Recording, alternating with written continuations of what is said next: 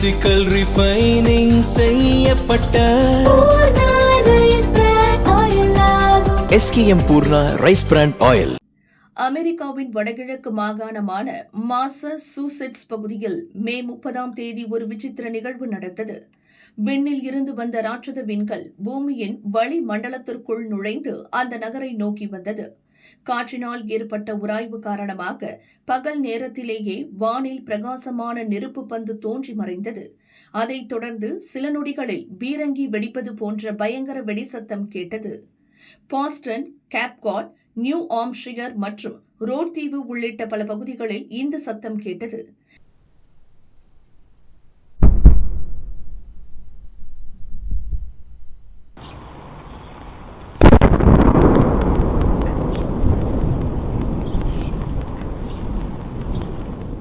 லேசான நில அதிர்வு உணரப்பட்டதால் மக்கள் பீதியடைந்தனர்.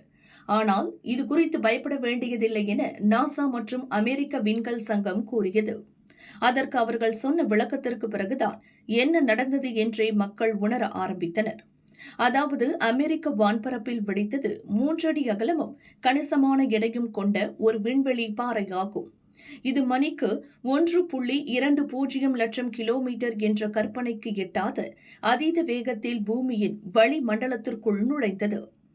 பூமியின் மேற்பரப்பிலிருந்து 64 கிலோமீட்டர் உயரத்தில் கடுமையான காற்று உராய்வை தாங்க முடியாமல் அது வெடித்து சிதறியது. இந்த வெடிப்பின் போது வெளியான ஆற்றல் 300 டன் TNT வெடிப்பொருட்களை ஒன்றாக வைத்து வெடிப்பதற்கு சமமானதாக இருந்தது என தெரிவிக்கப்பட்டுள்ளது. அமெரிக்காவின் அதிநவீன கோஸ்-19 செயற்கைக்கோள் விண்கல் வெடிப்பின் போது தெரிந்த பிரம்மாண்ட ஒளியை கேமராவில் பதிவு செய்துள்ளது. இதன் மூலமாகத்தான் விண்கல் வெடித்ததை விஞ்ஞானிகள் உறுதி செய்தனர். விண்கல் பூமியின் மிக உயர்ந்த வளிமண்டலத்திலேயே வெடித்து சிதறிவிட்டது. தரையில் இருந்த மனிதர்களுக்கோ கட்டடங்களுக்கோ எவ்வித பாதிப்பும் ஏற்படவில்லை என உள்ளூர் போலீசாரும் தீயணைப்புத் துறையினரும் அதிகாரப்பூர்வமாக அறிவித்துள்ளனர். வளிமண்டலத்திலேயே விண்கல்லின் துண்டுகள் பெரும்பாலும் சாம்பலாகி இருக்கும். அவை பூமியில் கிடைப்பது மிக கடினம் என விஞ்ஞானிகள் தெரிவித்துள்ளனர். ஒருவேளை அதன் சிறிய எஞ்சிய பாகங்கள் தப்பியிருந்தாலும் கூட அது கடலில்தான் விழுந்திருக்க வேண்டும் என தெரிவித்தனர்.